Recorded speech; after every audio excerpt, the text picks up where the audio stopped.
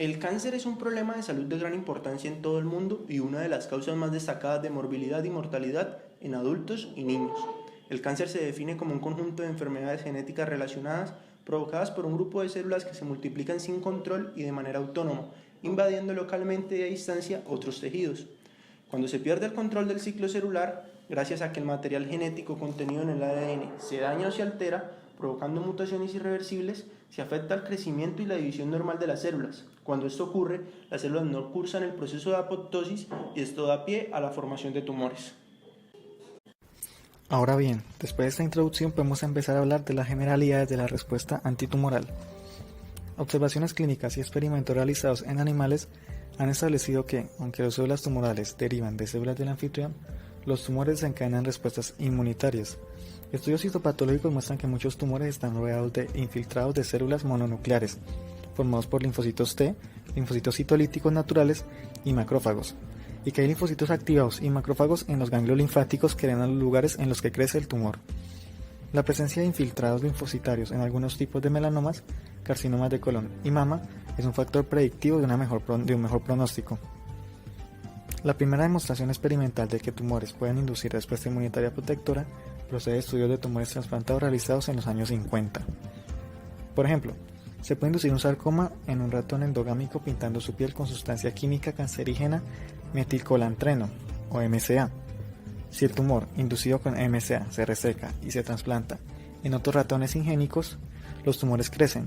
Por el contrario, si las células del tumor original se trasplantan de nuevo al anfitrión original, el ratón rechaza este trasplante y el tumor no crece. El mismo ratón que se había hecho inmune a su tumor es incapaz de rechazar tumores inducidos por MCA producidos en otros ratones. Además, los linfocitos T del animal portador del tumor pueden transferir la inmunidad protectora frente al tumor a otros sin ella. Por tanto, la respuesta inmunitaria frente a tumores muestra las características que permiten definir la inmunidad adaptativa, es decir, la especificidad, la memoria, la participación clave de los linfocitos. Como estos experimentos de trasplante predicen la respuesta más eficaz contra los tumores, que crecen de forma espontánea, parece ser mediada sobre todo por los linfocitos T. Puede haber varios motivos por los que la inmunidad antitumoral sea incapaz de erradicar las células transformadas. Primero, los tumores tienen mecanismos especializados para ver las respuestas inmunitarias del anfitrión. Segundo, las células tumorales proceden de células del anfitrión y por tanto son similares a las células normales en muchos aspectos. Por tanto, muchos tumores tienden a tener una capacidad inmunogénica débil. Entre los tumores que provocan respuestas inmunitarias intensas están los tumores inducidos por virus oncógenos, en los que los antígenos extraños son proteínas víricas. Muchos tumores espontáneos inducen una inmunidad débil o incluso indetectable. Esto puede deberse a que los tumores que crecen han sufrido mutaciones que reducen su capacidad de estimular respuestas inmunitarias fuertes. De este modo, la importancia de la vigilancia inmunitaria y la inmunidad tumoral varían con el tipo de tumor. Tercero, el crecimiento rápido y la diseminación de un tumor puede superar la capacidad del sistema inmunitario de controlar de forma eficaz el tumor, lo que requiere que todas las células malignas sean eliminadas. Como se verá más adelante en el video, esta observación ha estimulado nuevas orientaciones de la inmunoterapia antitumoral, en las que el objetivo del tratamiento es potenciar la respuesta antitumoral del anfitrión. La existencia de inmunidad antitumoral específica implica que los nuevos tumores deben expresar antígenos que el anfitrión reconoce como extraños. La naturaleza y el significado de estos antígenos se describirán a continuación. Los antígenos tumorales son moléculas expresadas por la célula tumoral, capaces de producir una respuesta inmune en el anfitrión. Pueden ser antígenos específicos de tumor cuando son expresados solo por las células tumorales o antígenos asociados a tumores cuando se expresan en células tumorales y normales. Pueden ser resultado de genes mutados, por translocaciones cromosómicas, inserciones de genes víricos o mutaciones puntuales que afectan a protoncogenes o genes supresores de tumores. Muchos de estos productos son proteínas citosólicas o nucleares, que se degradan en los proteosomas y se presentan en las moléculas de clase 1 del MHC, en las células tumorales. Debido a que los genes mutados no están presentes en las células normales, los péptidos codificados no inducen autotolerancia y pueden estimular respuestas de los linfocitos T, tal como se ha visto en pacientes con cáncer cuyos linfocitos TCD4 y TCD8 circulantes pueden responder a antígenos codificados por oncogenes mutados como RAS o péptidos codificados por genes supresores de tumores como P53. Otro tipo de antígenos tumorales que desencadenan respuestas inmunitarias son proteínas celulares normales que se expresan de forma excesiva en las células tumorales. Un ejemplo de esto ocurre con la tirosinasa, una enzima que participa en la biosíntesis de la melanina y que en condiciones fisiológicas se expresa en los melanocitos, pero que no es reconocida por el sistema inmune debido a que se produce en cantidades muy bajas. Sin embargo, en pacientes con melanomas se ha visto que tanto clonas de linfocitos TCD8 como de linfocitos TCD4 cooperadores reconocen péptidos derivados de esta enzima. Esto hace pensar que al ser producidas en cantidades elevadas es capaz de desencadenar respuestas inmunitarias. Otros antígenos provienen de virus oncógenos, que actúan como antígenos tumorales y desencadenan respuestas específicas de linfocitos T que pueden servir para erradicar el tumor. Tanto los virus DNA como los virus RNA tumorales están implicados en la aparición de diversos tumores en los seres humanos, como en los siguientes ejemplos.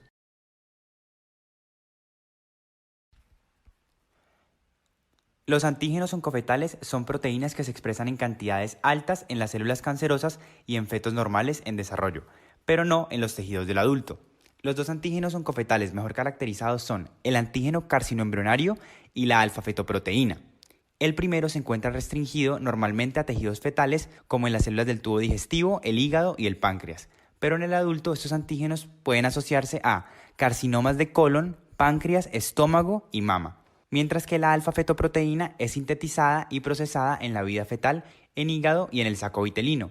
Esta proteína en la vida adulta es sustituida por la albúmina, teniendo concentraciones séricas muy bajas y se eleva significativamente en pacientes con carcinomas hepatocelulares, tumores de células germinales, cánceres gástricos y pancreáticos. Es importante aclarar que estos antígenos no son marcadores útiles de diagnóstico, porque pueden estar elevados en enfermedades no neoplásicas, como en infecciones o cirrosis hepáticas respectivamente, pero son útiles para vigilar la presencia o recurrencia de los tumores después del tratamiento. Finalmente, están los antígenos glucolípidos y glucoproteínas alterados. La mayoría de los tumores humanos y experimentales expresan cantidades excesivas o formas anómalas de glucoproteínas y glucolípidos de superficie, que pueden ser marcadores diagnósticos y dianas terapéuticas. Algunas moléculas alteradas son los gangliósidos, antígenos de grupo sanguíneo y mucinas. Con respecto al papel que tiene el HLA en la respuesta inmune a tumores, podemos hablar del HLA-G, un gen neoplásico de tipo 1, que tiene la función de inmunomodular durante el embarazo, para que el sistema inmune no reconozca al feto. Esto junto con la HLA-E y la HLA-F. Cuando esto no ocurre, es cuando se llaman los abortos espontáneos recurrentes. Existen 7 isoformas de la HLA-G. De la 1 a la 4 están unidas a membrana, y de la 5 a la 7 son solubles. Las primeras, como ya se pueden imaginar, están unidas a membranas de células que tienen que ver con todo el proceso de gestación, y las últimas 3 están libres en líquidos que tienen que ver también con este mismo proceso, como lo son el líquido amniótico, el líquido placentario y la sangre periférica de la madre. Resulta que las moléculas HLA, G1 y G5 inhiben la actividad citotóxica de las células asesinas naturales e inducen la apoptosis de células TCD8 y de natural killer, e impiden la proliferación de las células TCD4.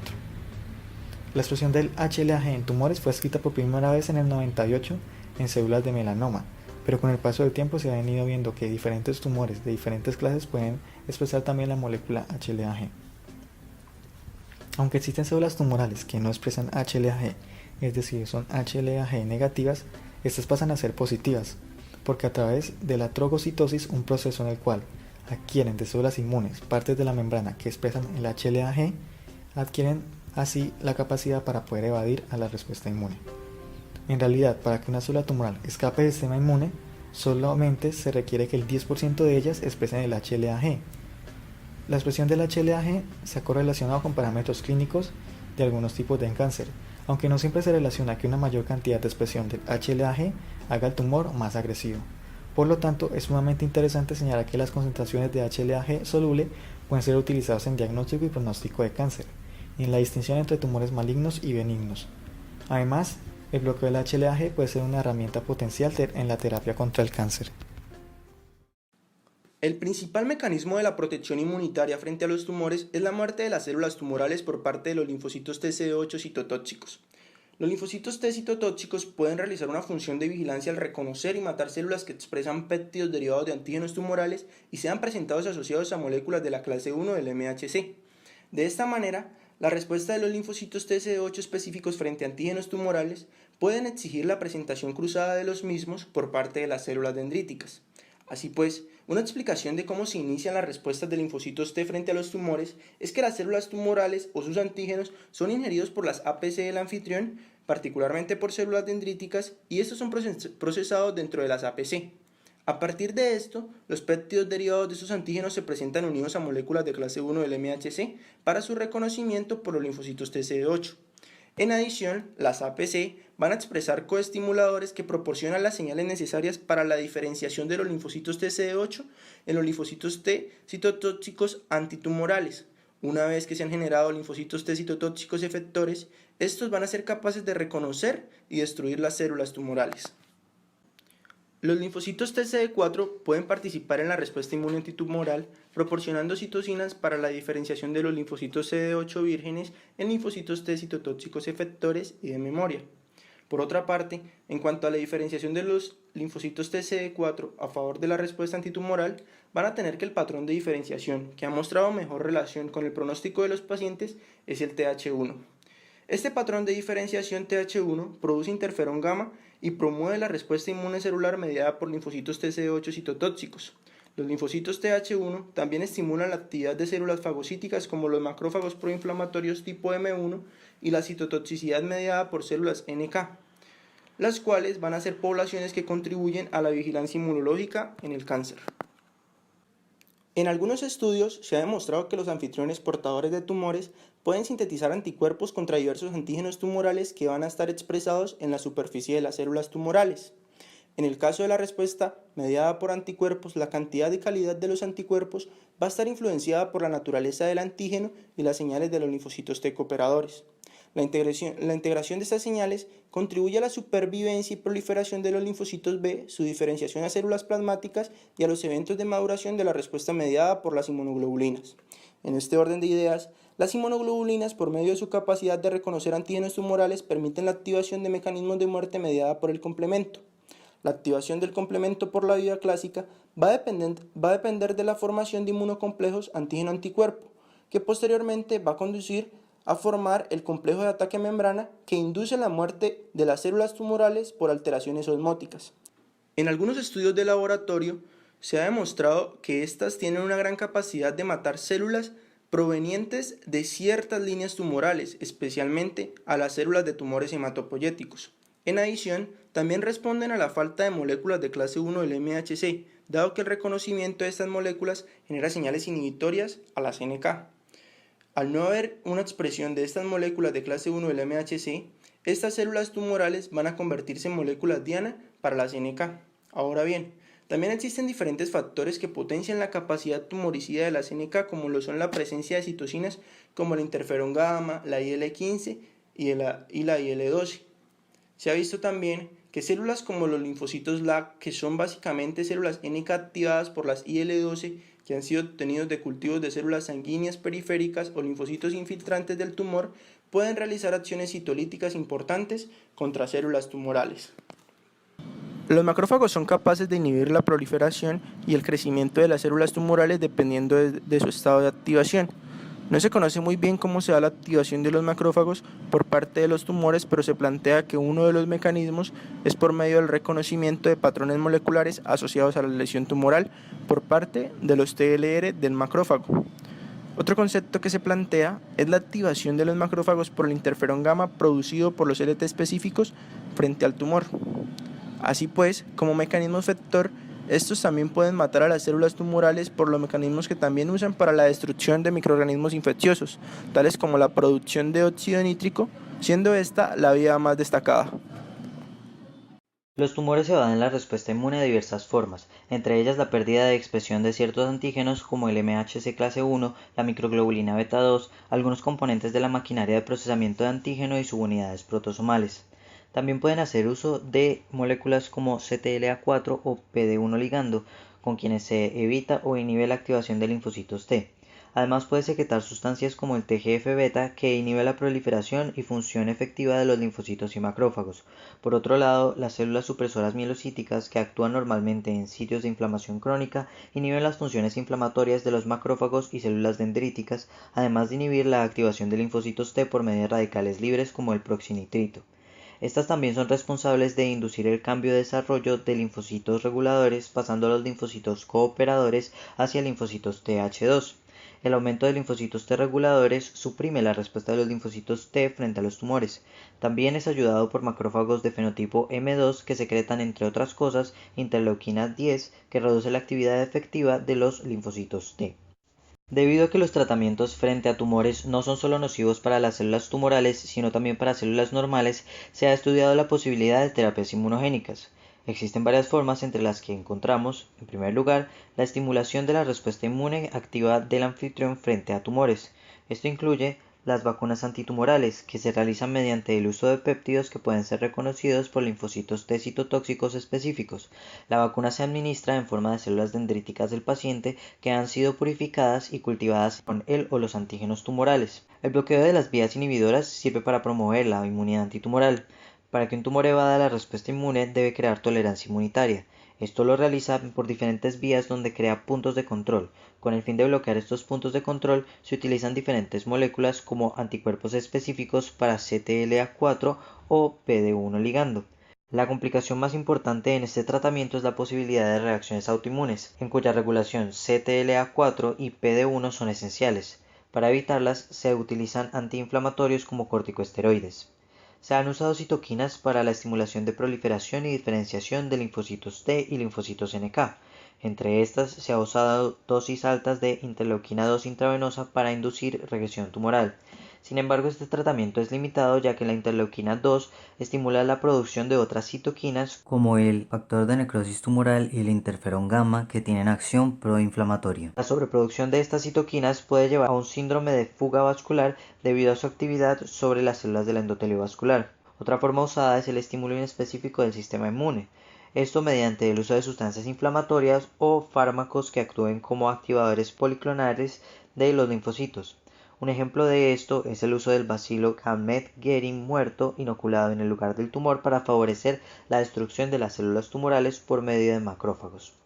En segundo lugar, tenemos la inmunoterapia pasiva para los tumores con linfocitos T y anticuerpos, que incluye el tratamiento celular adoptivo en el cual se utilizan linfocitos T que expresan receptores quiméricos para el antígeno.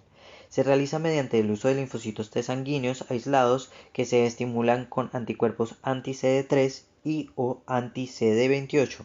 Estos linfocitos T se inyectan de nuevo al paciente donde proliferan y mediante diferentes mecanismos citotóxicos eliminan el tumor.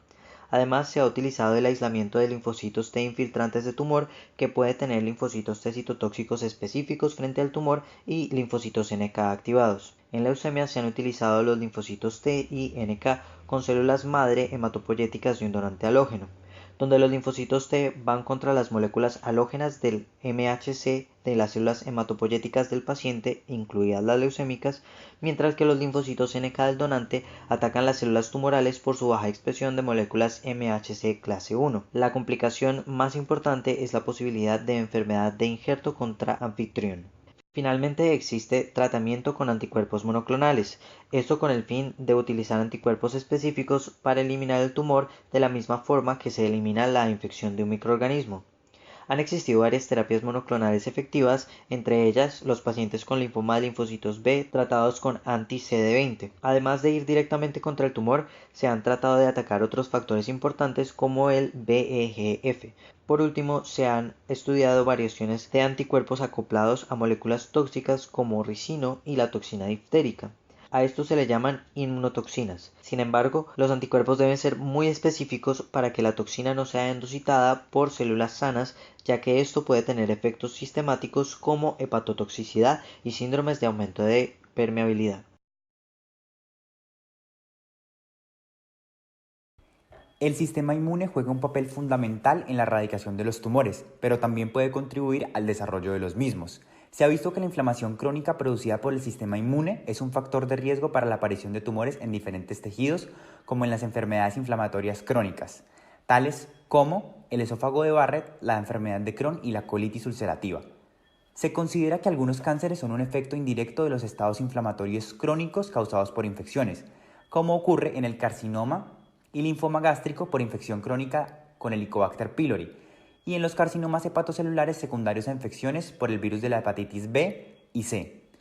No se conocen exactamente los mecanismos acerca del por qué los estados inflamatorios favorecen la aparición de tumores. Sin embargo, se considera que las células de la respuesta inmune innata son las principales implicadas en la promoción de tumores. Los macrófagos asociados a tumores, al igual que otras células, son fuentes de metaloproteínas de matriz, factor de crecimiento endotelial vascular, que modifican el tejido extracelular y promueven la angiogenia respectivamente, favoreciendo el crecimiento y diseminación del tumor. Adicionalmente, las células de la respuesta inmune innata, a través de la generación de radicales libres, dañan el ADN y producen mutaciones en los genes supresores de tumores y protoncogenes, favoreciendo la transformación maligna de las células. La respuesta inmune adaptativa puede promover la activación crónica de las células de la respuesta inmune innata a través de la activación de linfocitos T, y por medio de los linfocitos B contribuyen a la progresión del tumor por medio de la secreción de factores que regulan directamente la proliferación de las células tumorales.